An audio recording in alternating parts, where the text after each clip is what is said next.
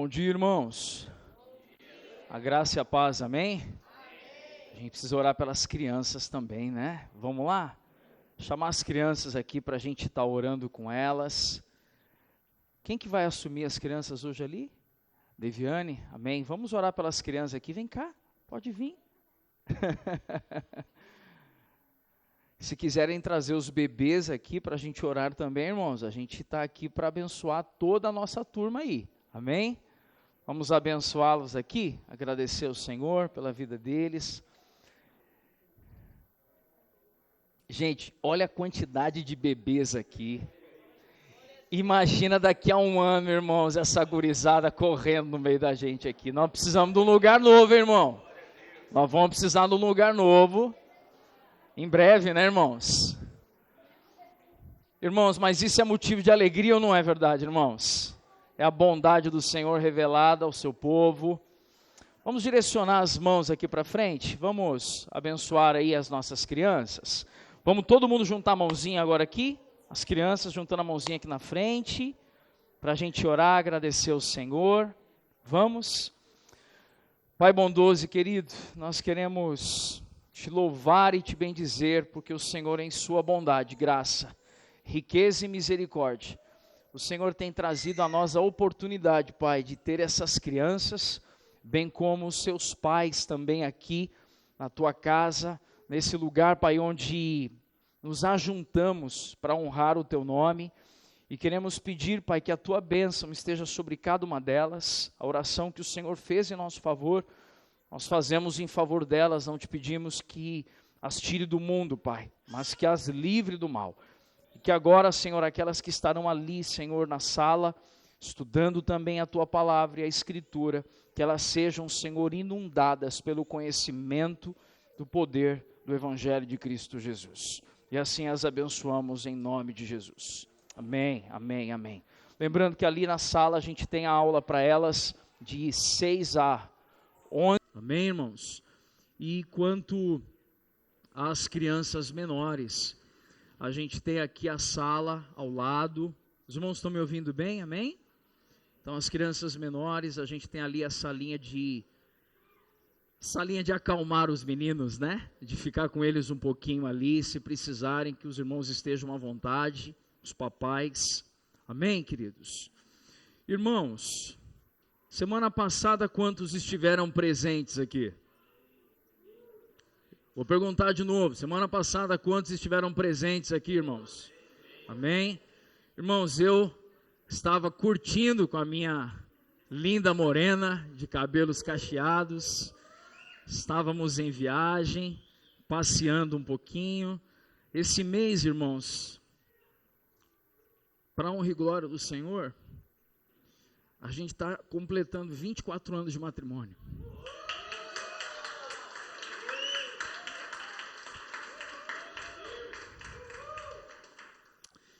E a gente...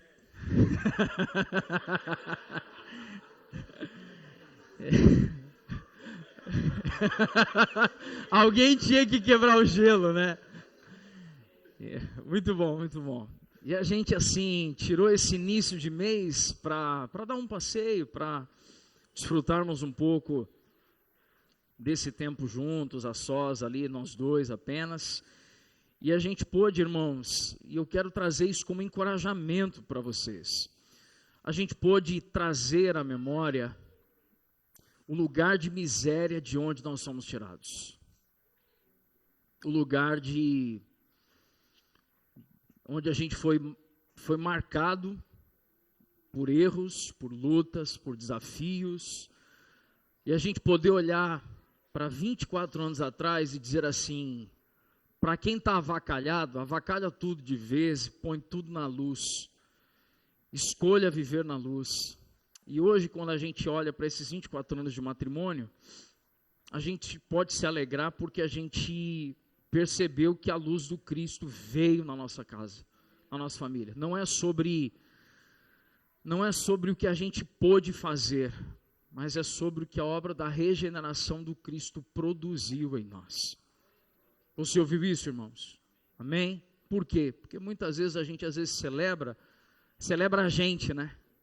A gente celebra a gente.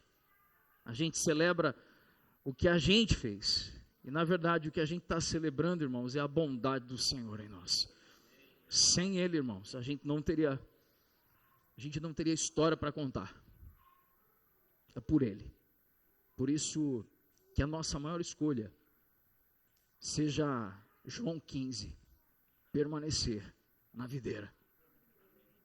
Porque se permanecermos na videira, assim como uma seiva, ela vem e pega um galho que foi enxertado, estranho, e ela integra aquele galho a uma árvore por causa da seiva, a nutrição. O Espírito de Cristo em nós é que nos dá a possibilidade de permanecermos ligados no Cristo e nas irmãos. Por isso, a maior virtude que há não é a virtude que a gente produz. A maior virtude que há é a virtude que o Espírito de Cristo, vivo em nós, produz no nosso interior. Amém, irmãos? E me alegra muito, né, saber que os irmãos entendem a importância do congregar a despeito da rotina acelerada da gente, né? Então a gente está vendo hoje pais que estão aqui antenados que os filhos vão fazer Enem, e a gente está se organizando, e irmãos aí com feriadão, e tirando para passear, mas a gente sempre considerando a importância de estarmos nos reunindo como povo de Deus aqui na terra. Amém, irmãos? Vamos então avançar na exposição da Escritura. Abra a sua Bíblia em João, capítulo 16.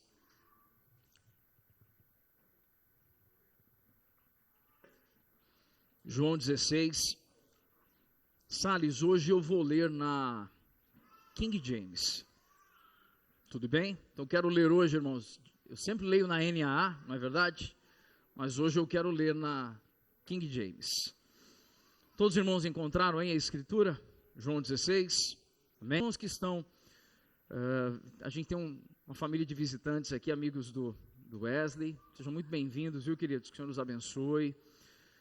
Tem mais alguém que está vindo visitar? Na verdade, a mãe do Felipe já não é visitante, né? Já conhece a gente, já a conhecemos.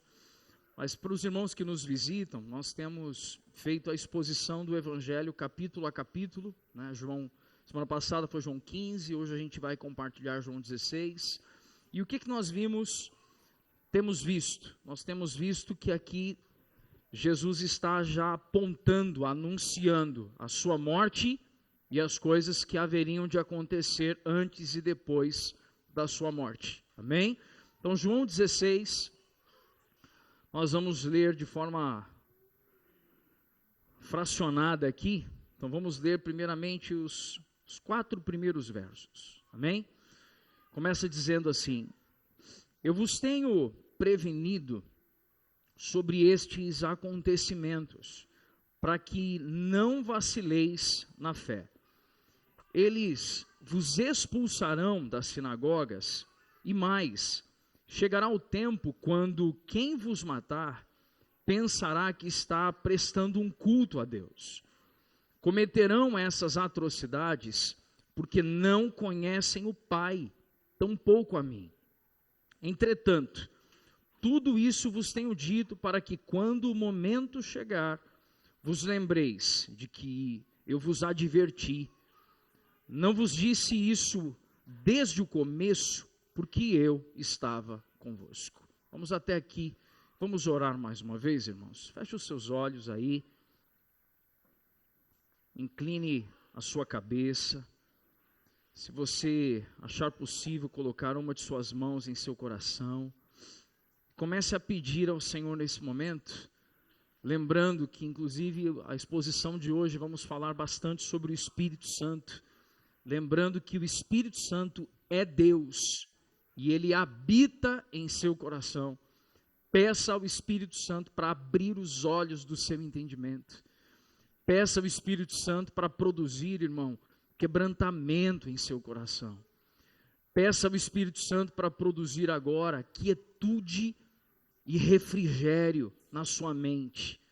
Há irmãos aqui certamente com pensamentos extremamente acelerados e inquietos e agitados, e o Espírito de Cristo, que habita em nosso interior, a terceira pessoa da Trindade, pode pôr em ordem todas as coisas.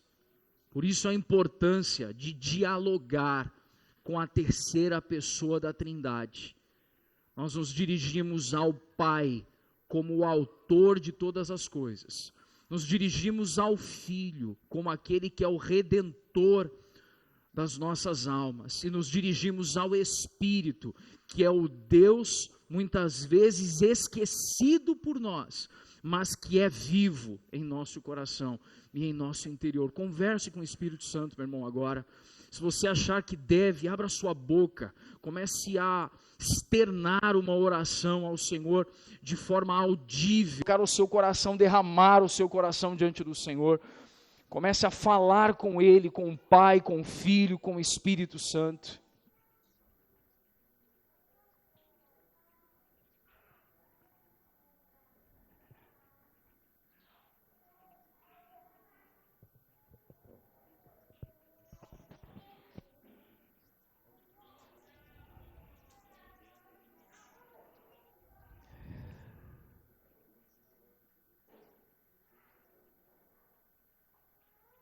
Paizinho, como é bom nós estarmos aqui, no ajuntamento dos santos, Pai, um povo que o Senhor reuniu para si, um povo que o Senhor ajuntou para si, e nós queremos nesse momento, Pai, mais uma vez, nós queremos colocar o nosso coração diante do Senhor e pedir a Ti, Espírito Santo, você que é a terceira pessoa da Trindade, o Deus que trouxe o corpo morto de Jesus de volta à vida e que traz vida ao nosso interior. Nós queremos te pedir, Espírito Santo, vem produzir em nós o mesmo sentimento que houve em Cristo Jesus. Vem abrir o nosso entendimento, vem abrir os nossos olhos para que possamos contemplar, para que possamos presenciar a Tua obra, para que possamos, Senhor, avançar na obra da regeneração, Pai. Que o Senhor venha trabalhar em nosso interior, Espírito Santo de Deus. E que enquanto ouvimos e compartilhamos das Sagradas Escrituras, que aquilo que está muitas vezes em trevas, escondido, no escuro ainda, que tudo isso seja posto em um lugar de luz. E assim nós clamamos, Pai, vem abrir os olhos do nosso entendimento, para que possamos enxergar plenamente aquilo que o Senhor está estabelecendo e construindo em nós essa manhã, mais uma vez, em nome de Jesus. Amém, amém e amém. Amém, irmãos? Irmãos, a palavra dessa manhã é curioso porque, à medida que a gente vai expondo a Escritura, a gente vai percebendo fatos que vão discorrendo, a gente vai percebendo alguns elementos que vão avançando na obra de Jesus, na conversa de Jesus com seus discípulos, e trazendo à memória o que nós ouvimos em João capítulo 14, quando Jesus está vendo a aflição dos discípulos, e ele diz, não se turbe o vosso coração, crede em Deus, crede também em mim, na casa de meu Pai há muitas moradas e eu vos prepararei lugar. Jesus estava falando isso, porque havia uma extrema aflição no coração dos discípulos. Irmãos, lembram disso até o momento? Amém, irmãos? Quando o Rafa traz a exposição de João capítulo 15, o desafio ali dos discípulos era compreender a importância de permanecerem em Jesus, mesmo com os elementos adversos que eles haveriam de enfrentar. Porque quando há adversidade, inclusive eu quero trazer, irmãos, nesse momento, um reforço sobre um preceito aqui. A adversidade, muitas vezes, ela prova, ela testa, ela sinaliza se nós estamos, de fato, permanecendo em Cristo ou não. Se estamos confiando na nossa força ou dependendo de Deus. Quero trazer, irmãos, inclusive, para cada um de nós um encorajamento de extrema importância, que a nossa fé, as nossas convicções, a nossa a nossa consciência cristã, ela não pode se apoiar apenas naquilo que ouvimos de experiências que pessoas tiveram, mas a nossa fé precisa ser pautada, norteada na verdade do que está escrito. Você ouviu isso, meu irmão? Amém? Por que isso é tão importante? Porque quando nós vemos adversidades, as adversidades muitas vezes nos roubam convicções. Você ouviu isso? Amém ou não? Há adversidades que nos testam a tal ponto, de tal forma, que a nossa tendência é abrir mão de convicções para garantir um lugar de conforto. E eu quero dizer para você, irmãos, nós não somos chamados a viver o Evangelho de Jesus para estarmos em um lugar de conforto aqui na terra. Nós estaremos em descanso em Cristo, mas ainda que aqui tenhamos aflições. Dito isso, quando nós vemos João 16, Jesus ele vai e diz algo para os discípulos, começando o primeiro verso, diz: eu vos tenho prevenido sobre estes acontecimentos, para que vocês não, o quê? O que está escrito na sua Bíblia no primeiro verso? Para que vocês não vacilem na fé. Há uma outra tradução, a NAA, que usa a expressão que vocês não se escandalizem. O que Jesus está aqui apontando para os discípulos? Jesus estava já dizendo, ele já tinha dito: eu vou ser preso, eu vou ser maltratado, eu serei morto, mas eu estou dizendo tudo isso para vocês antes. Olha isso, irmão, olha que especial. Eu estou dizendo tudo isso para vocês antes, não para que vocês tentem escapar. Porque se o grão de trigo não morrer, ele não produz fruto. Amém, irmãos? Nada será produzido. João capítulo 12. Mas Jesus está dizendo: eu estou anunciando isso para vocês, para que vocês não vacilem na fé, para que vocês não venham a sucumbir, para que vocês não desistam, para que vocês não apostatem. Preste atenção no que eu quero dizer para você, meu irmão. Uma das características da apostasia, que fala sobre o abandono da pureza da fé cristã e da doutrina bíblica, uma das características da apostasia é que encontra lugar no coração de pessoas que querem fugir do sofrimento pelo Evangelho. Viu o que eu disse, querido? Muitas pessoas apostatam da fé, porque quando olham a escalada de Cristo, vivendo em sofrimento, sabendo que nós precisamos negar a nós mesmos, tomar a nossa cruz e seguir a Jesus, seguir esse mesmo caminho, a gente olha e diz: não, eu não quero toda essa palavra, eu quero uma parte dela. E por querer apenas uma parte, nós muitas vezes esfriamos na fé e entramos num quadro de apostasia, que é o abandono da verdade integral das Sagradas Escrituras. Quantos estão compreendendo até esse momento, irmãos? Amém? E quando Jesus ele vai avançando aqui em conversar com os discípulos, ele diz assim: eles vos expulsarão das sinagogas, e mais, chegará o tempo quando quem vos matar pensará que está prestando um culto a Deus. É curioso nós pensarmos que aqui Jesus estava falando sobre o sistema religioso da época, e sistema religioso esse que Saulo de Tarso foi um dos ferrenhos defensores, e foi um daqueles que anos depois estava matando os primeiros cristãos, achando que estava defendendo a fé. Então o que Jesus estava dizendo aqui não era apenas para os meses seguintes da sua morte. O que Jesus estava dizendo aqui estava preparando o caminho da igreja ao longo da história. Você está ouvindo o que eu disse aqui ou não, irmãos? O que Jesus estava aqui declarando é: olha só, gente, vai ter um tempo onde vocês vão querer viver a pureza do Evangelho, E vai ter gente zelosa que achando que está defendendo a fé, vai matar vocês, mas na verdade está insultando a Deus. Assim como Saulo de Tarso fez isso alguns anos depois. Quando nós vemos esse cenário, Jesus ainda estava dizendo, eles vão cometer atrocidades, porque não conhecem o Pai, tampouco a mim. Entretanto, eu vos tenho dito isso, quando o momento chegar, entretanto, tudo isso vos tenho dito para que, quando o momento chegar, vos lembreis que eu vos adverti. Não vos disse isso desde o começo, porque eu estava convosco. Então, o que Jesus estava declarando aqui no final do verso 4? Estou dizendo, olha aqui, quando eu chamei vocês, preste atenção nisso, irmãos. Haviam 2 rabinos proeminentes nos tempos de Jesus.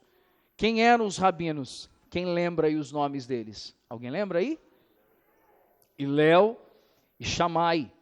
Hilel era alguém mais que dialogava com a cultura, fazia uma observação da lei à luz da realidade cultural, alguém que dialogava um pouco mais com a comunidade, com a população. Shammai já era aquele cara mais mão de ferro, assim, mais intransigente. Entretanto, ambos eram rabinos proeminentes. Quando Jesus vem e chama, por exemplo, em Mateus 9:9, Jesus está passando na coletoria de impostos, olha para Mateus e diz, Mateus, levanta e me segue. E é curioso que se você for ler Mateus 9:9, você vai ver que Mateus prontamente se levanta, largou tudo e foi seguir a Jesus. Porque seguir um rabino, irmão, ser chamado por um rabino, era a certeza de poder se tornar como um rabino. Então havia uma promessa, havia uma expectativa positiva em seguir um rabino. Quantos estão compreendendo isso?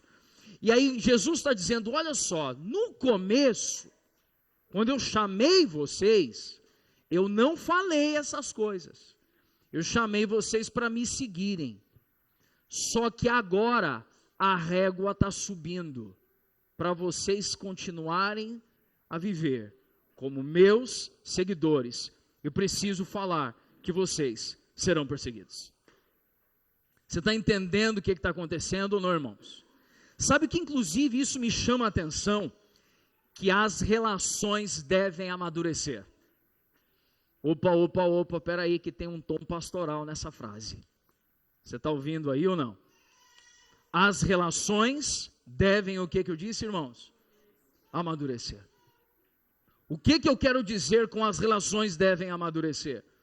No início do ministério, Mateus devia estar lá olhando alegre, olha só, Jesus aqui fazendo milagre, Jesus andando, Jesus ensinando paz, Jesus multiplicou pães e peixes e tal, agora Jesus está olhando e subiu o nível da conversa. Como é que foi o nível da conversa agora? Cara, eu estou indo para a cruz, eu vou morrer. E vocês, se querem ser meus discípulos, vocês precisam estar prontos, porque vocês vão sofrer e padecer as mesmas coisas que eu padeci, que eu vou padecer. Irmãos, isso daqui, preste bem atenção, essa conversa que Jesus está tendo, é uma conversa para gente madura. Essa conversa de Jesus é para arrancar os menininhos de dentro de nós. Você está ouvindo isso ou não, irmãos? Jesus aqui está chamando e tendo conversa com um homem. Você está entendendo ou não? Está tendo conversa com gente madura, com gente que está seguindo Jesus e está olhando e dizendo assim, Jesus não disse isso lá no começo, porque se ele dissesse no começo, talvez a gente faria o que, irmãos? A gente ia dar uma corrida da coisa, a gente ia escapar. Só que Jesus agora falou, olha só, vocês já viram? Agora eu preciso mudar minha relação com vocês, eu preciso trazer vocês para um lugar de maturidade. E esse lugar de maturidade, vamos arrancar esse menino que está dentro de vocês aí, e eu preciso dizer que eu não disse isso antes porque eu estava com vocês, só que é o seguinte, eu vou para o Pai. Era o que Jesus estava dizendo. E ele diz, quando eu for para o Pai, vocês vão ter que viver as mesmas coisas que eu vivi. Irmãos, como é que essa mensagem soaria para nós se a gente estivesse no lugar daqueles discípulos naquele momento? Faz a gente pensar ou não faz aí, irmãos? É ou não é verdade? Porque o que Jesus está fazendo aqui, irmãos, é exorcizando os menininhos e as menininhas dentro da gente. O que Jesus está fazendo aqui é botando para correr as marcas que a gente tem de querer fugir de sofrimento. Mas Jesus está trazendo a gente para a sobriedade. Essa semana eu tive a oportunidade de ter uma conversa com um jovem. E nessa conversa com esse jovem, não faz parte da nossa família de fé, não faz parte daqui da nossa igreja local, mas é alguém que eu tenho contato. E eu tive a oportunidade de nessa conversa olhar e dizer assim: hoje acaba o menino que está dentro de você. Porque agora você está sendo chamado a viver como homem. E só o Evangelho pode produzir essa obra dentro de mim e dentro de você. E na hora que ele ouviu assim, sabe quando você percebe que dá uma regalada nos olhos assim? Havia um contexto, havia um cenário, que eu não quero entrar em detalhes, mas nesse contexto, nesse cenário, o poder do Evangelho, a palavra de Cristo e o convite de Jesus é para formar novos discípulos. E nesse convite de formar novos discípulos, a gente precisa seguir o caminho que Jesus seguiu. Irmãos, quantos querem estar no caminho de Jesus aí de verdade? A gente precisa abraçar. Pastor, mas a questão muitas vezes de a gente falar sobre o sofrimento, não existe um outro contraponto, pastor, não existe um outro aspecto do Evangelho? Sim, irmãos. Qual outro contraponto, qual é o outro aspecto do Evangelho que também precisamos trazer para o nosso compartilhar? É a graça como capacitação. Mas a graça como capacitação, não para nos tirar dos dias difíceis, mas a graça como capacitação para nos dar condições de atravessar os tempos difíceis. Você entendeu a distinção aqui ou não, irmão? Amém?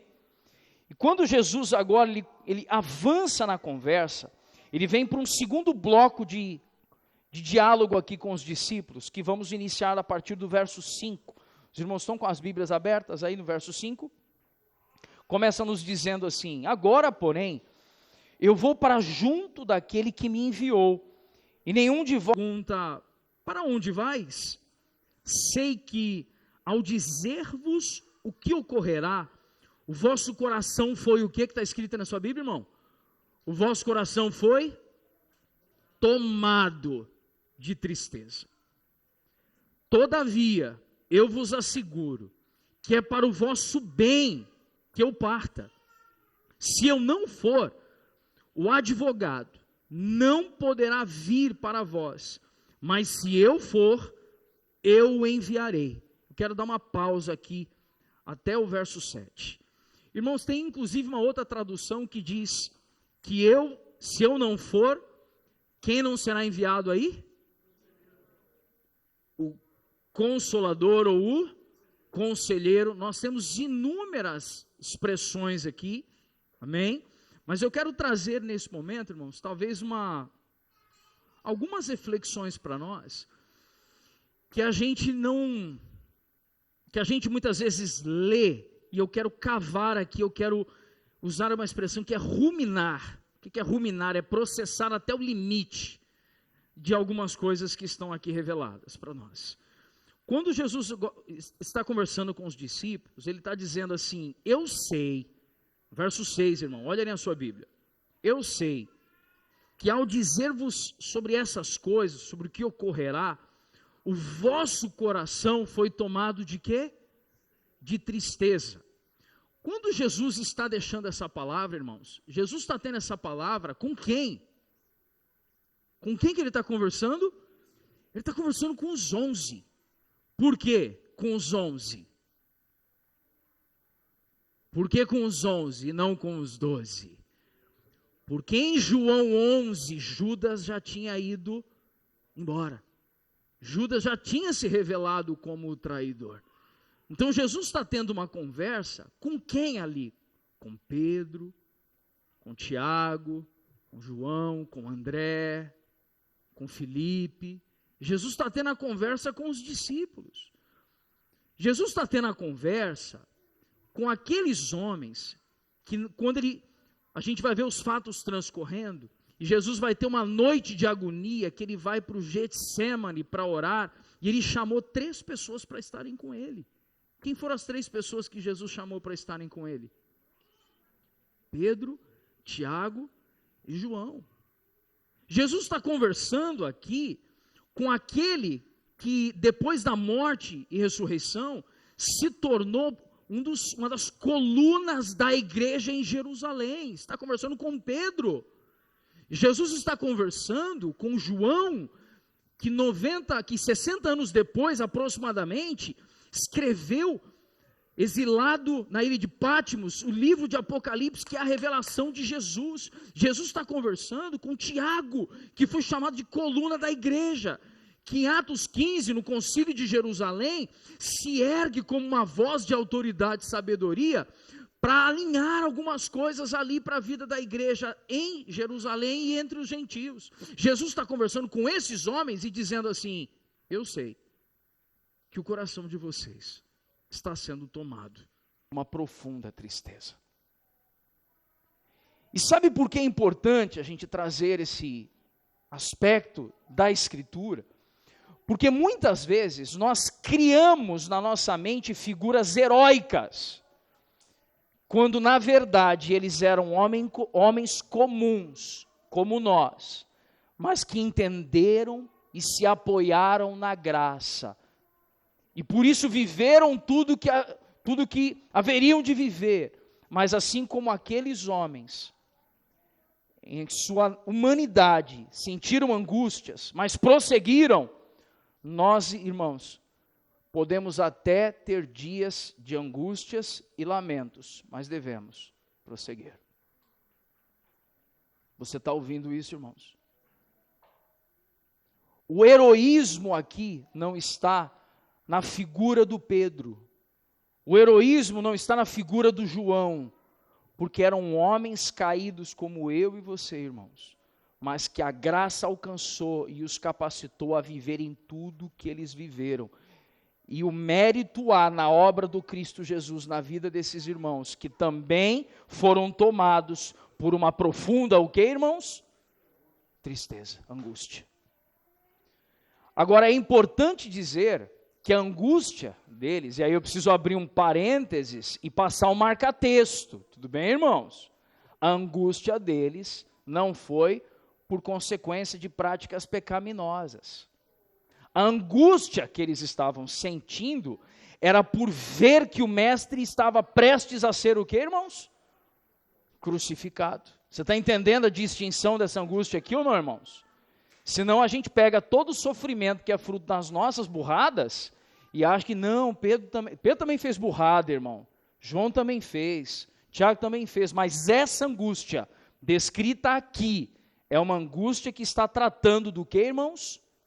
Da proximidade, do afastamento com a pessoa do Cristo, o Mestre. Os irmãos estão compreendendo até o momento, queridos? Amém? Quando Jesus ele vai avançando na conversa, ele diz assim: todavia, eu vos asseguro que é para o vosso bem que eu parta. Se eu não for, o advogado, ou o consolador, ou o conselheiro, não poderá vir a vós. Mas se eu for, eu o enviarei. Quando então ele vier, convencerá o mundo do seu pecado, da justiça e do juízo. Do pecado, a humanidade não crê em mim.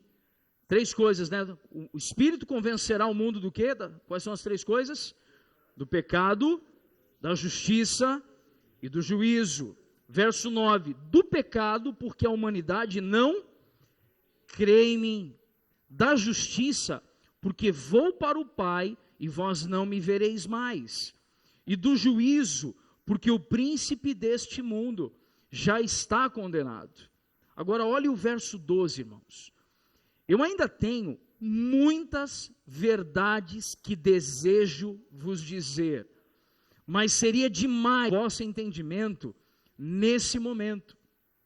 No entanto, quando o Espírito da verdade vier, ele vos guiará em toda verdade, porque não fala por si mesmo, mas dirá tudo o que tiver ouvido e vos revelará tudo o que está por vir.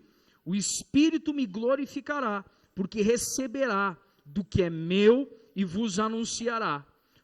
Tudo quanto o Pai tem pertence a mim. Por isso é que eu disse que o Espírito receberá do que é meu e o que está no finalzinho do versículo 15, e o revelará a vós. Irmãos, aqui nós estamos vendo algo acontecendo, que é Jesus declarando que após a sua morte e ressurreição, Jesus voltaria ao Pai, mas ao retornar ao Pai, ele nos enviaria alguém para estar conosco. E esse alguém para estar conosco, eu quero chamar a sua atenção para algo, irmãos. Esse alguém para estar conosco, primeiro, ele pode ser entristecido. Eu quero chamar a sua atenção para isso. Esse alguém que Cristo disse que nos enviaria, é alguém que pode ser, o que eu disse? Entristecido, como nós vemos tantas vezes na Escritura, não entristeçais ao Espírito Santo de Deus. E se nós falamos sobre alguém que pode ser entristecido, isso já confere ao Espírito Santo que nós chamamos de pessoalidade. Uma força, uma coisa mística, não pode ser entristecido.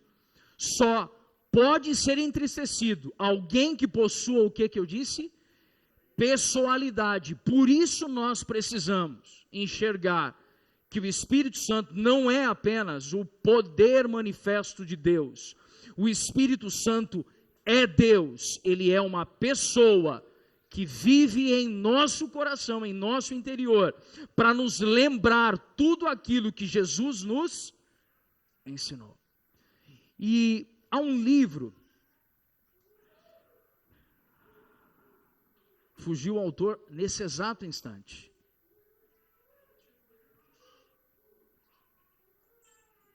Francis Chan, o livro chamado O Deus Esquecido. Esse livro de Francis Chan, O Deus Esquecido, ele é um confronto para nós, fica uma recomendação de leitura para você, meu irmão. Ele é um confronto para nós, de que muitas vezes, inclusive o que eu vou mencionar chega a ser, eu preciso ser inclusive cuidadoso com o que eu vou dizer aqui.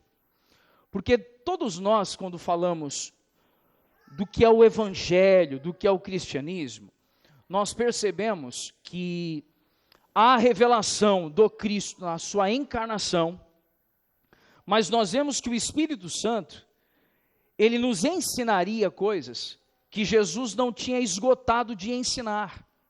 Jesus disse assim: eu ainda tenho verdade para vos dizer, mas seria demais para o vosso entendimento nesse momento. No entanto, o Espírito da verdade, quando vier, ele vos guiará ao quê? A toda a verdade. Jesus, ele revela o Pai na sua totalidade. Eu quero ter muito cuidado em como eu vou expressar isso. Jesus revelou o Pai na sua, o que eu disse, irmãos? Totalidade. Mas não significa que a nossa compreensão estava completamente aberta a toda a revelação do Pai. Consigo me expressar com clareza aqui? De modo que o próprio Filipe, em João 13, diz: Jesus, mostra-nos o Pai. E Jesus vai e diz: rapaz, você não entendeu nada, quem me vê a mim, vê o Pai. E o Espírito da verdade viria a nós, para numa revelação de iluminação dos olhos, e nos trazendo à memória aquilo que Jesus tinha ensinado, já tinha falado, não haveriam novas verdades. Jesus já tinha proclamado toda a verdade, mas os nossos olhos precisam ser, o que eu disse? Iluminados, abertos, tanto que Paulo nos ensina a orar, ali em Efésios, dizendo que eles tenham os olhos do seu coração, o quê? Iluminados, para conseguir enxergar a verdade. E nós muitas vezes estamos em busca de uma ortodoxia. O que eu chamo de ortodoxia? É o entendimento daquilo que está escrito e desprezamos que há aspectos do que está escrito, que o Espírito Santo precisa nos abrir os olhos e nós estamos nos fechando para isso. Consigo me expressar com clareza aqui, irmãos? Vou perguntar mais uma vez. Consigo me expressar com clareza aqui, irmãos? Quando nós então entendemos que o Espírito nos guiará a toda a verdade, nós estamos então nos abrindo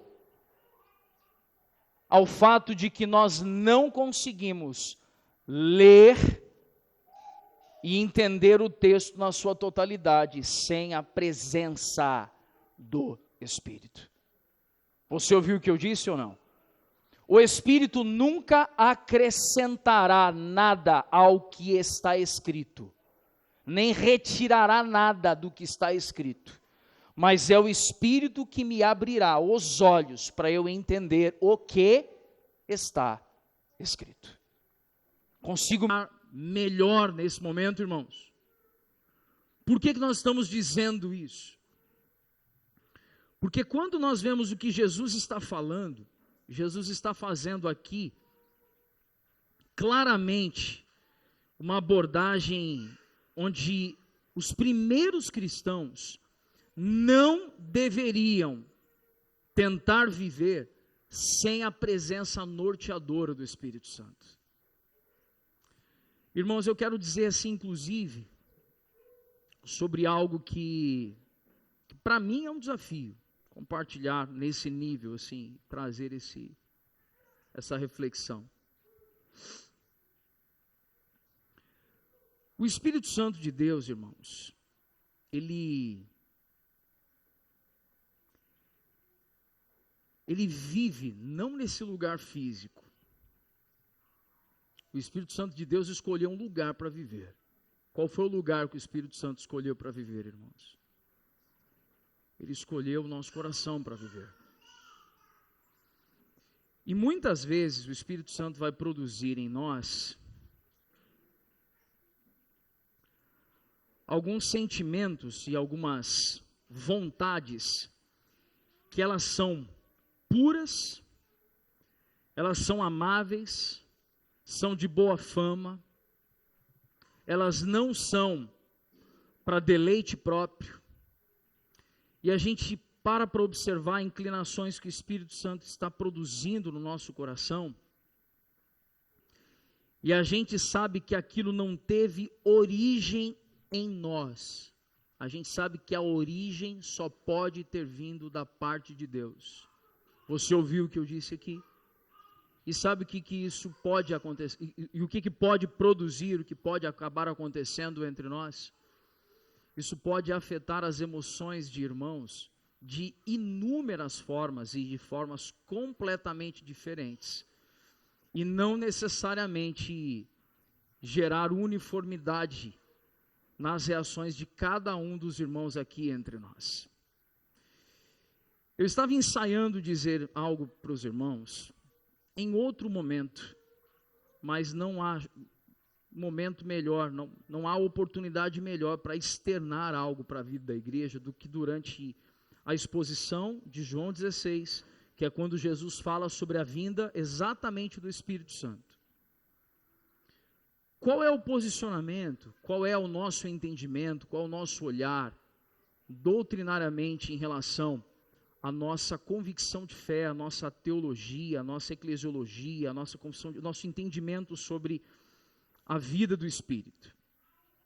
Nós não entendemos que o Espírito Santo deixou de atuar na vida da igreja. Nós não acreditamos que o Espírito Santo se calou na vida da igreja. Nós não acreditamos que o Espírito Santo silenciou agora a sua voz na vida da igreja, trazendo muitas vezes o que a gente chamaria de ortodoxia morta. O que é ortodoxia morta? É onde nós lemos o texto e não temos oportunidade de sequer reagir ou fluir na liberdade do Senhor. Tudo bem, irmãos? Ouviu até aqui o que eu quis dizer? Amém? Entretanto, também nós não cremos onde de repente tenhamos uma extrema busca das manifestações do Espírito desvencilhada e desconectada da ortodoxia bíblica. Por isso nós compreendemos o que a gente tem usado, quando a gente vai conversar com alguns irmãos, até mesmo no encontro lá em Curitiba, em São Paulo, em Mogi, quando nós estivemos, nós temos utilizado uma expressão que não é a ideal, mas ela traduz o que a gente pensa nesse momento. Nós entendemos o que nos referimos a nós como carismáticos moderados. O que seria um carismático moderado? É alguém que acredita no carisma. Essa expressão carisma está falando do derramar dos dons no meio da igreja. Você ouviu o que eu disse, amém? Então os dons estão no meio da igreja. E moderado em que sentido, irmãos? Há um filtro. E qual é o filtro? A ortodoxia. Os irmãos entenderam isso aqui com clareza, irmãos?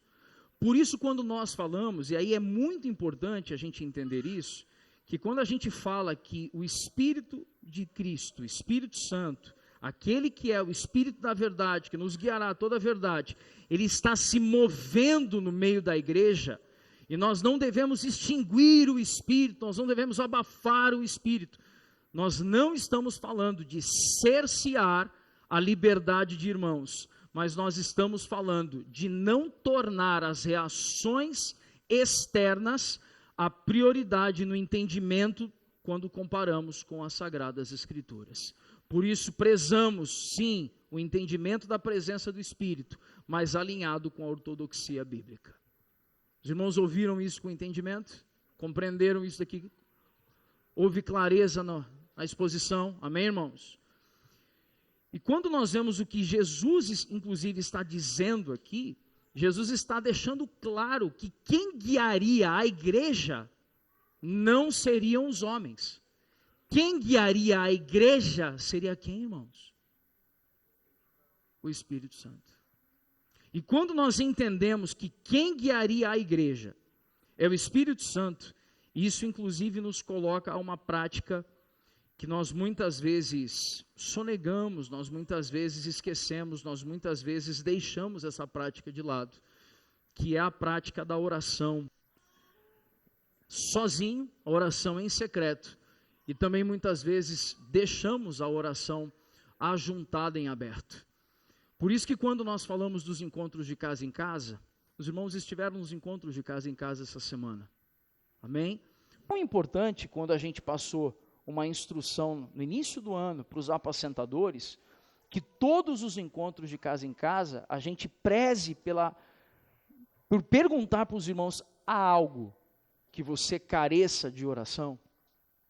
Há algo que seja importante nesse momento, que você precisa que a gente coloque em oração coletivamente? Porque quando nós entendemos a oração individual e a oração coletiva, nós estamos, na verdade, fazendo um movimento de nos rendermos àquilo que somente o Espírito Santo pode fazer na vida da igreja.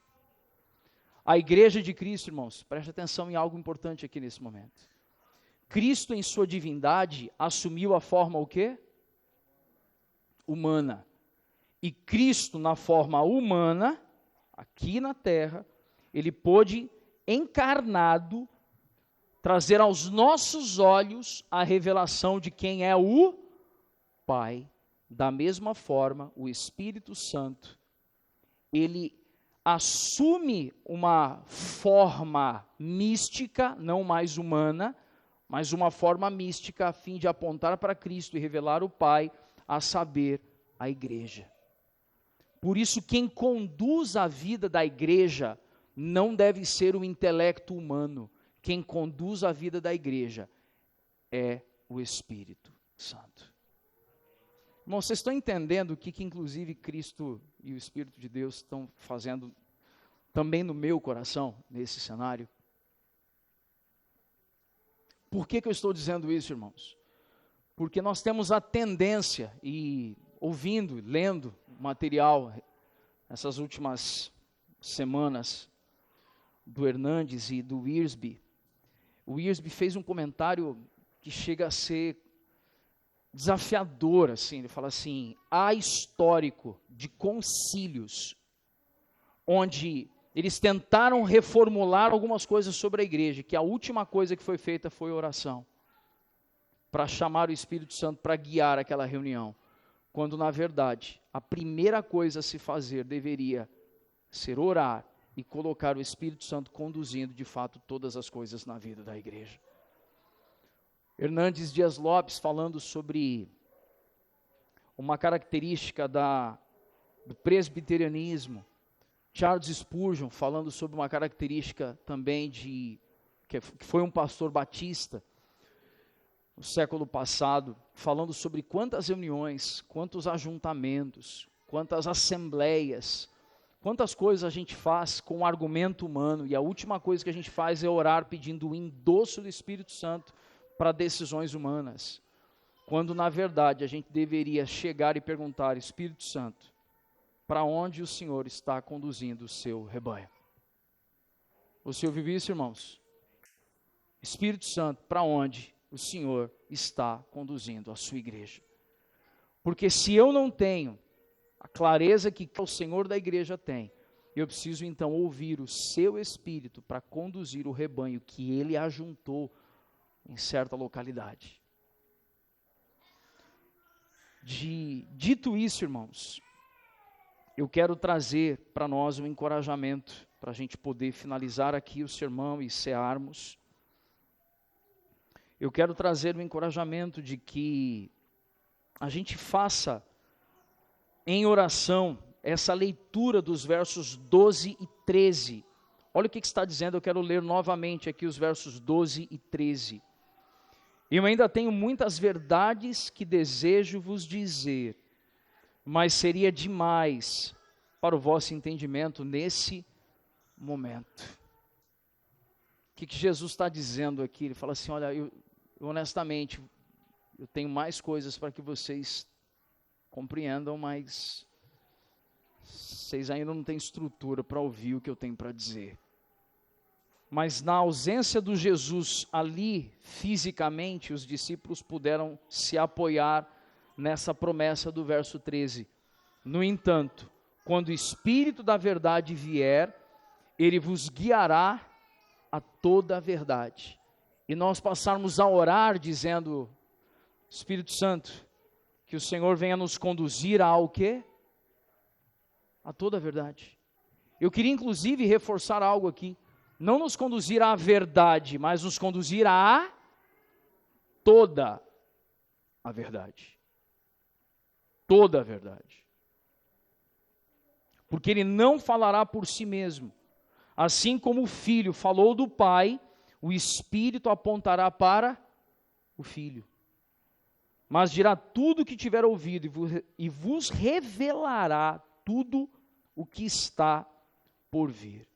Isso me faz lembrar de uma mensagem que o Rafa pregou aqui há bastante tempo atrás, no início da série sobre a igreja, que uma das marcas de uma igreja bíblica, claramente centrada nas Escrituras, é que é uma igreja pneumodinâmica.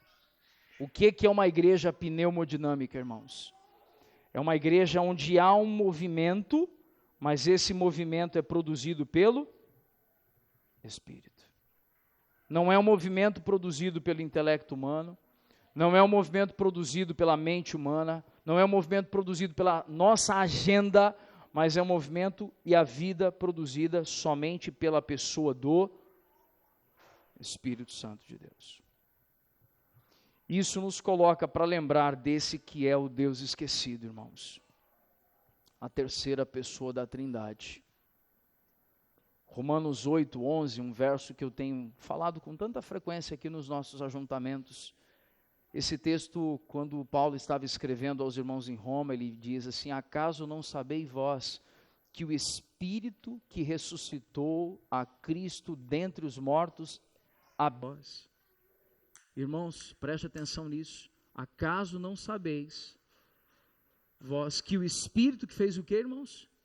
Que ressuscitou a Cristo dentre os mortos, o poder da ressurreição, o Espírito de Cristo, a terceira pessoa da Trindade, é ela que guia a nossa vida e que guia a vida da igreja, irmãos. Então essa pessoa, o Espírito Santo, deve ouvir as nossas angústias, as nossas dúvidas, os nossos pedidos, deve também ouvir as nossas confissões, deve ouvir as nossas orações de arrependimento, porque Cristo está trabalhando em nós por meio da pessoa do seu Espírito. É o Espírito que nos lembra a verdade que temos aprendido. Uma frase também que a gente diz com tanta frequência, não é? O Espírito Santo não pode nos lembrar aquilo que nós não lemos. Por isso a importância de ler a Escritura. Então eu tenho aqui na Escritura a revelação do Cristo, mas os meus olhos talvez não estejam devidamente iluminados. E quem é que vai abrir os olhos do meu entendimento para compreender o que está escrito? É o Espírito da verdade que me guiará. Olha aqui, irmãos, é o Espírito da verdade que o mundo não recebeu, mas vocês o receberam. Ele está onde? Ele habita em vós para sempre. Lembra disso? João 14. E o Espírito da verdade vos guiará a toda verdade na Escritura. Por isso que há uma importância de abraçarmos a ortodoxia. Amém, irmãos?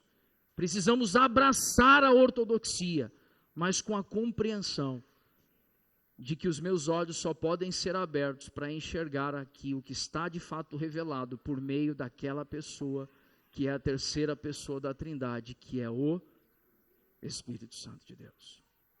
Amém, irmãos? Vamos orar nesse momento? Feche os seus olhos aí em seu lugar. Vamos falar com o Senhor.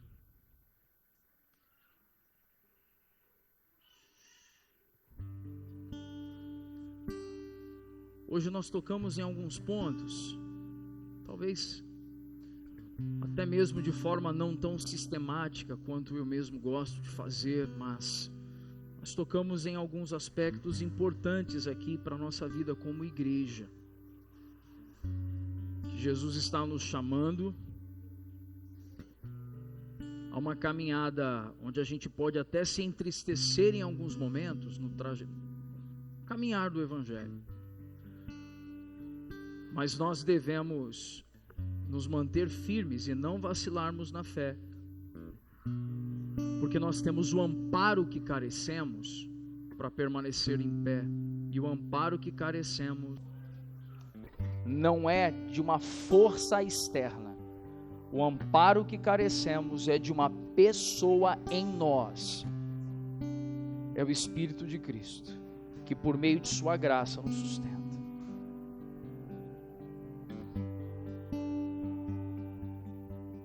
Para a gente não vacilar, para a gente não apostatar, para a gente não abandonar as verdades que temos ouvido do Senhor.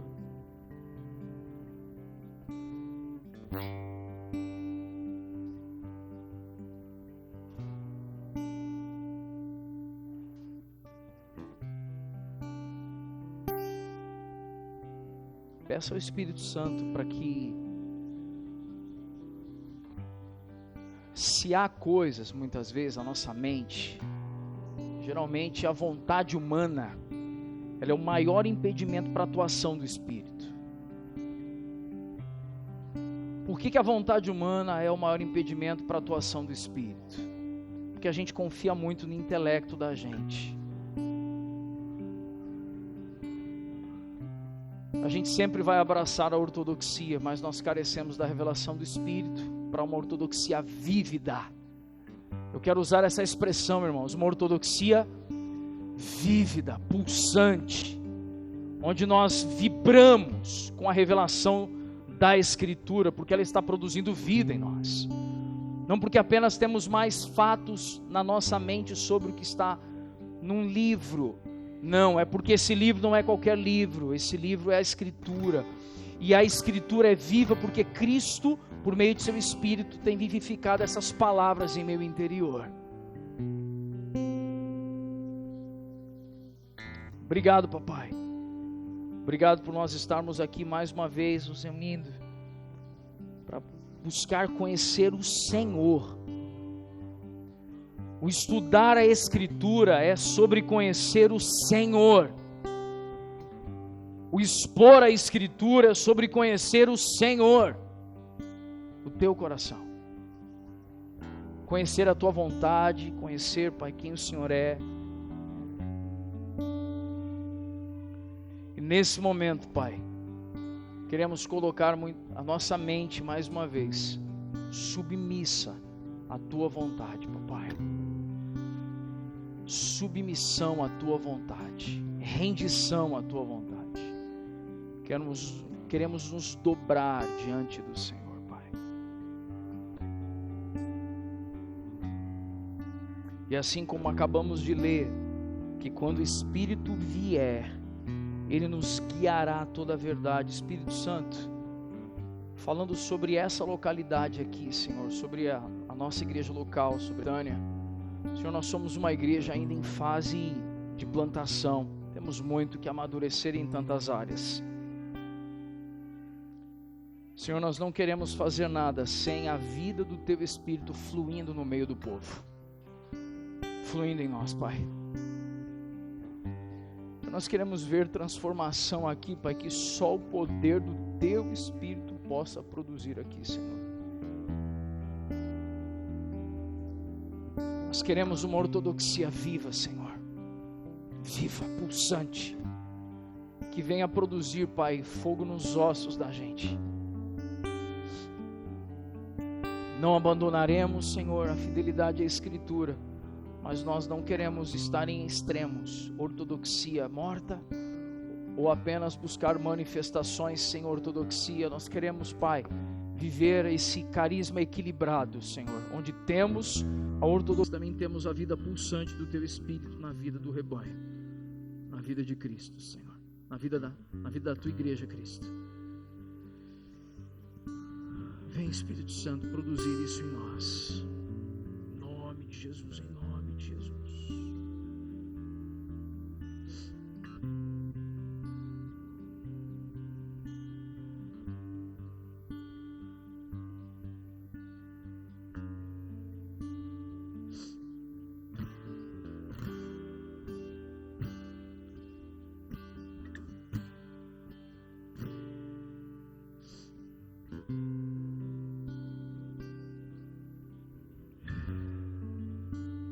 Perdoa, Pai, por tantas vezes negligenciarmos a presença do Teu Espírito em nós, entre nós e por meio de nós.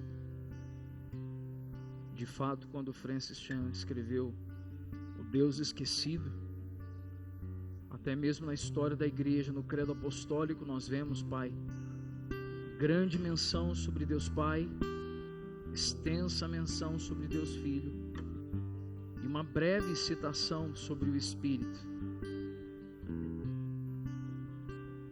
Mas, Senhor, como John Stott também disse, nós não queremos ser aqueles que amam a Escritura, mas não amam a Tua pessoa, a pessoa do Teu Espírito.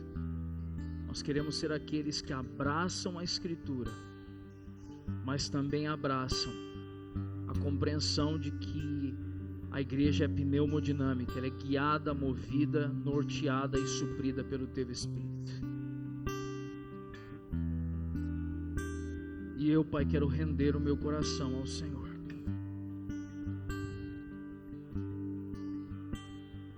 Render o meu coração ao Senhor, Pai. Pedindo ao Senhor graça. Espírito Santo, peço ao Senhor graça, juntamente, Pai, com o conselho dessa igreja, juntamente com os apacentadores, para que possamos permitir, Pai, que a nossa mente seja sempre influenciada, dirigida e guiada pelo Espírito da verdade, porque é Ele que nos conduz a toda a verdade. Não queremos que consultar o Teu Espírito seja a última coisa a fazer, mas seja uma prática presente, constante e cotidiana em nós. Isso é viver pelo Espírito. Vem produzir isso em nós, Espírito Santo. Em nome de Jesus. Amém. Amém, irmãos. Os elementos da ceia estão aí? Estão?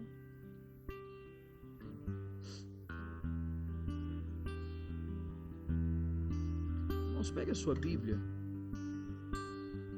Vamos abrir em 1 Coríntios 11, 23.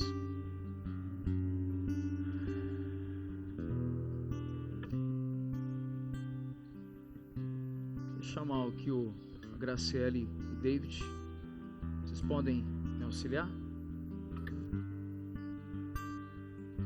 Chamar também o Railson e Sabrina. Vocês podem pegar ali os elementos para nós?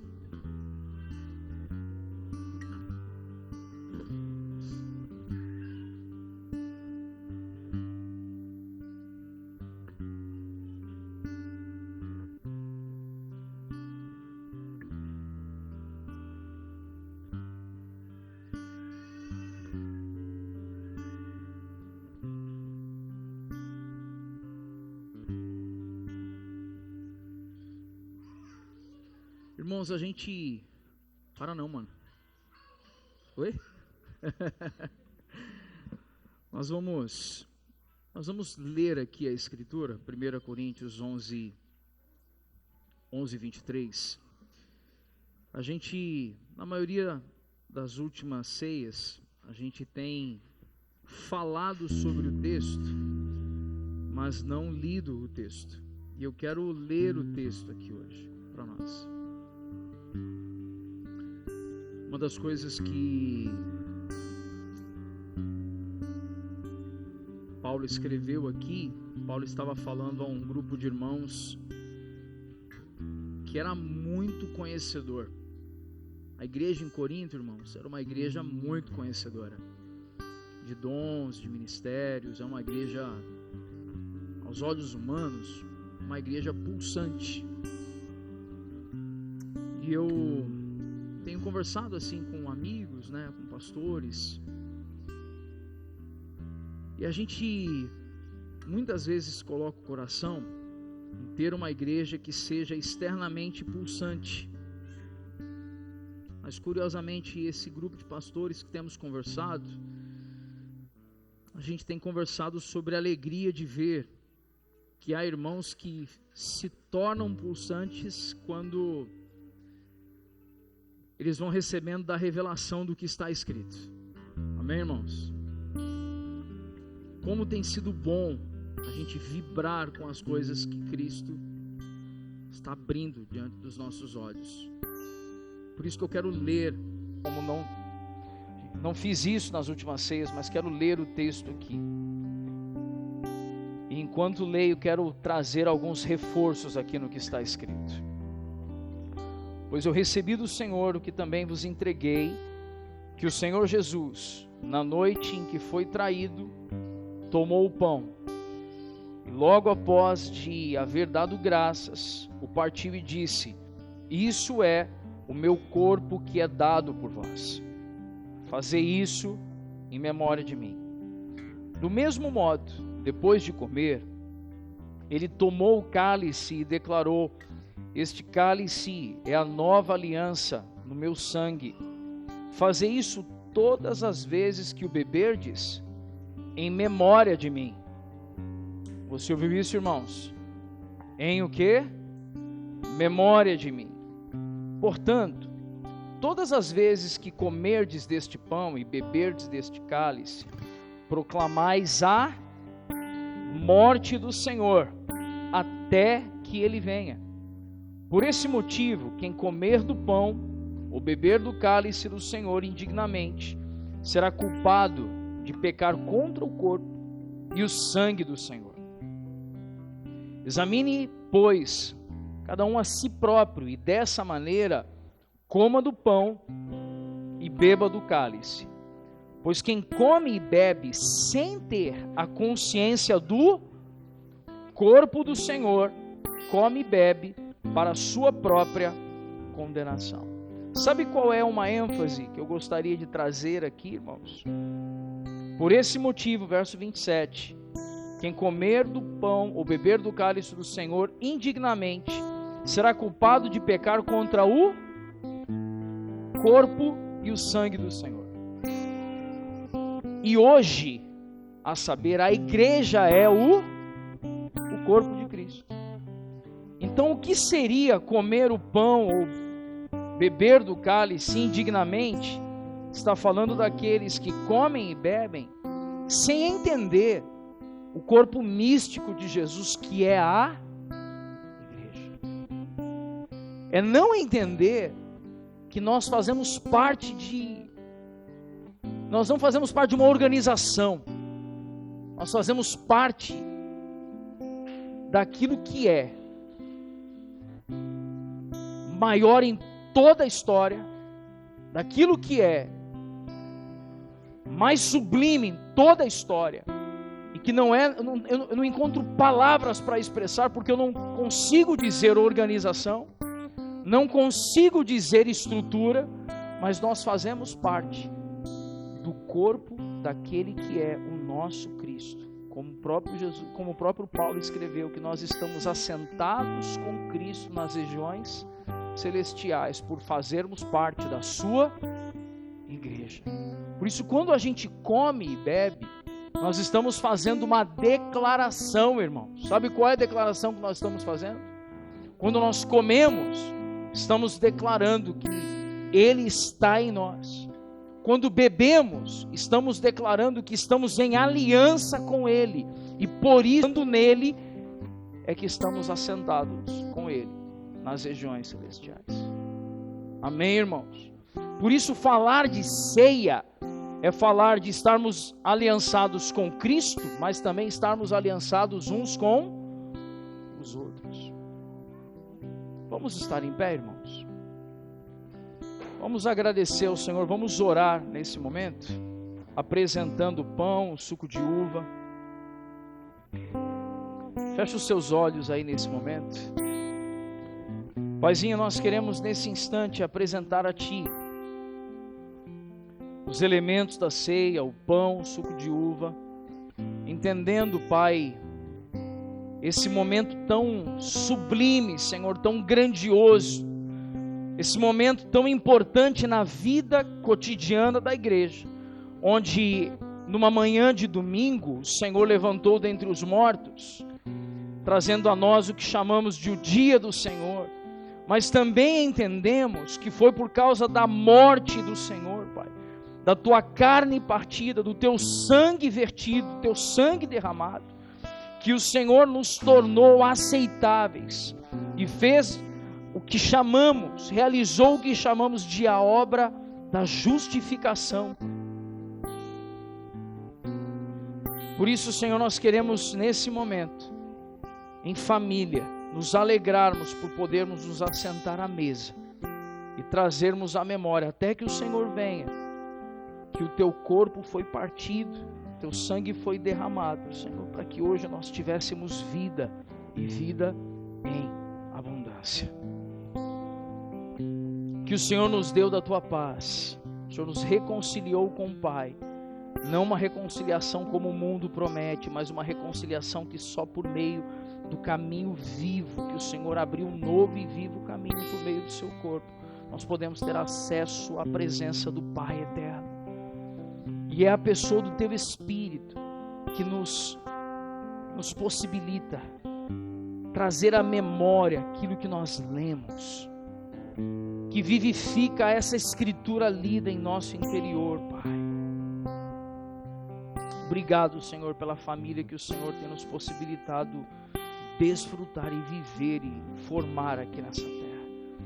Por isso apresentamos a Ti esses dois elementos, Pai, o pão e o suco de uva, para que possamos comer e beber, celebrando, Senhor, uma nova vida que o Senhor nos deu por meio de Cristo Jesus.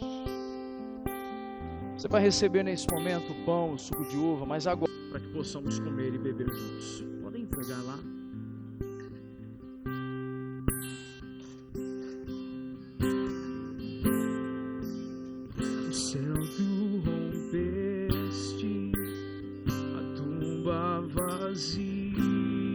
Vamos cantando essa canção, irmãos. O céu te adora, proclama a tua glória, pois ressuscitaste. És invencível, inigualável, hoje pra sempre reinarás. Teu é o reino, tu é a glória, acima de todo nome. A morte venceste, a morte venceste, o véu tu rompeste, a tumba vazia, a glória está. O céu te adora, proclama a tua glória, pois ressuscitaste, vive está. És invencível, inigualável, hoje pra sempre reinarás. Teu é o reino, tu é a glória, acima de todo.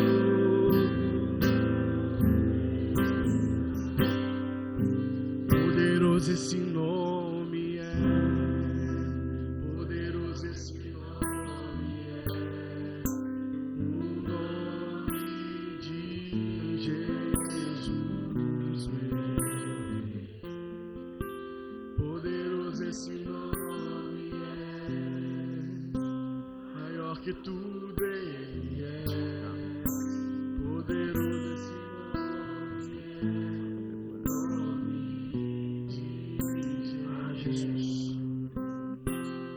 Todos pegaram, irmãos, os elementos da ceia, pão, suco de uva.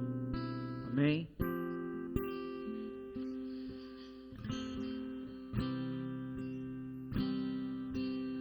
Quando nós pegamos do pão, irmãos, nós também lembramos da importância de repartir a nossa vida. É um compromisso que temos quando a gente pega do pão. Quando Jesus disse, fazei isso em memória de mim, Jesus tendo repartido sua vida, isso é um convite para nós repartirmos a nossa vida. Irmãos, às vezes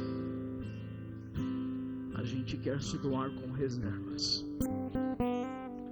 mas Jesus deu tudo, irmãos. Jesus deu tudo de si. Quando nós ouvimos relatos de como eram os sacrifícios romanos, as chibatadas que Jesus recebeu, arrancaram de sua carne a ponto de expor ossos de sua costela. Haviam pedaços de metais, dentes de animais na ponta das tiras de couro usadas nos chicotes dos soldados romanos. Jesus não olhou, levantou a sua mão e disse, basta, só até aqui. Por isso lembramos de João 10, quando ele disse, não são vocês que tiram a minha vida, eu a dou em favor de vós. Então, quando a gente toma esse pedaço de pão e você olha para o irmão que está do lado e ele está com um pedaço de pão igual ao seu, nós estamos na verdade dizendo que há um compromisso entre nós de doar a nossa vida também, como Cristo doou a sua vida por nós, sem reservas, irmãos, sem reservas. Isso é discernir o corpo. Isso é a gente parar para comer do pão e beber do cálice discernindo, para não comermos e bebermos indignamente, porque você faz parte do corpo místico de Jesus. E nesse entendimento, nós podemos agora comer do pão.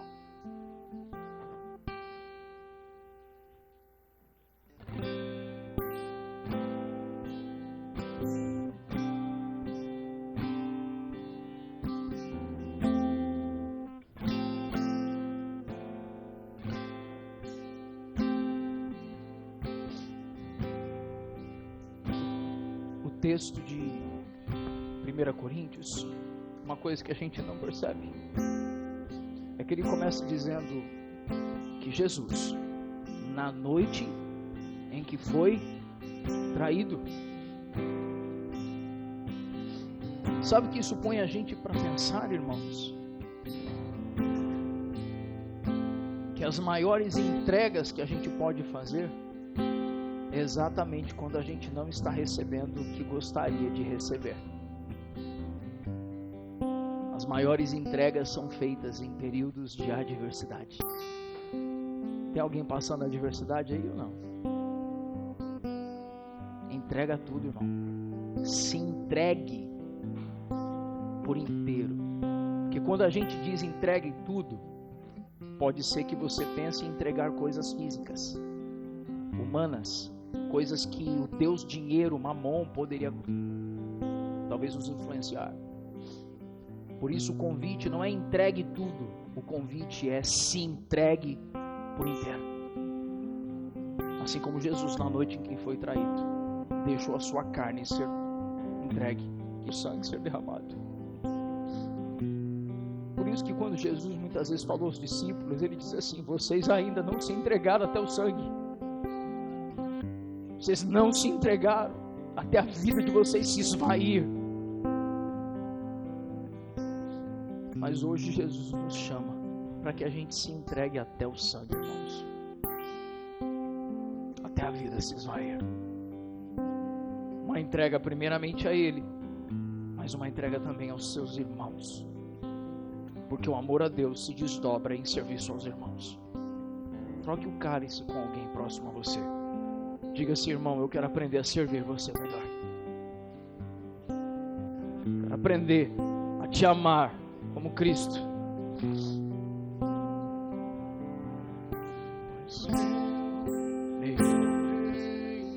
Amém, filho. O Senhor te abençoe. Amém, em nome de Jesus.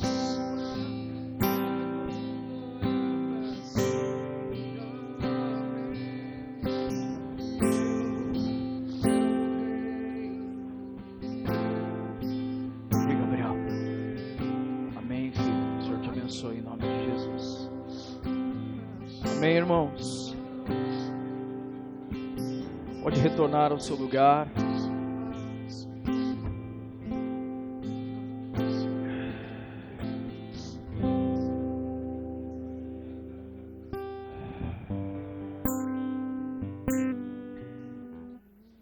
Esse é o cálice da nova aliança, o sangue de Cristo. Ei, meu amor, quero aprender a te servir melhor. Mais 25 anos. Ou até que Ele venha. Vamos orar, irmãos. Agradecer ao Senhor. Paizinho, nós te louvamos aqui por esse suco de uva que simboliza e representa o cálice da nova aliança. Somos gratos porque foi por meio do sangue que nós somos purificados. Podemos todos tomar do cálice, irmãos?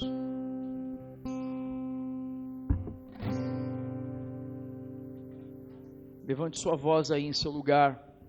Ore ao Senhor, fale com o Senhor. Agradeça ao Senhor.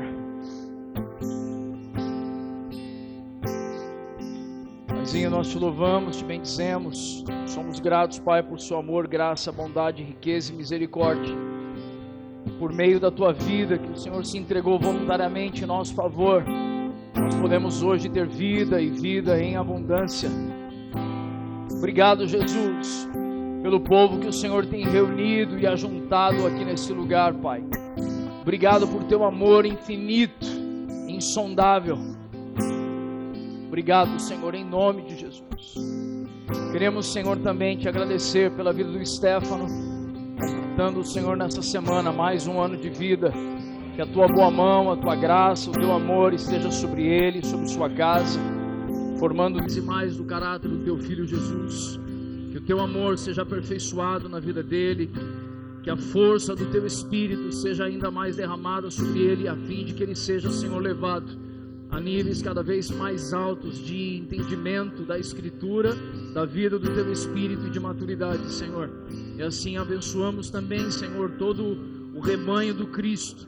Abençoamos, Senhor, todos os irmãos que têm ouvido da tua palavra, têm abraçado a tua Escritura, Senhor, que possam ser guiados, que possam ser levados nesse momento também à revelação de quem o Senhor é, que possam também, Senhor, ser conduzidos na força do teu Espírito para revelar o Senhor todos os dias de sua vida, Senhor. Leva, Senhor, o teu povo em paz, em segurança. Também abençoa, Senhor, a vida daqueles que estarão fazendo a prova do Enem agora de tarde, Senhor, a vida da Isabela, a vida, Senhor, também do Samuel, a vida, Senhor, de outros jovens que também estejam fazendo prova, que a tua paz, que excede todo entendimento, estejam sobre a vida deles, Senhor, em nome de Jesus. Que o amor de Deus, o nosso Pai, a graça do nosso Senhor Jesus Cristo, as doces e eternas consolações do Espírito Santo, seja com todo o povo de Deus, desde agora, para todo sempre. Amém, amém e amém.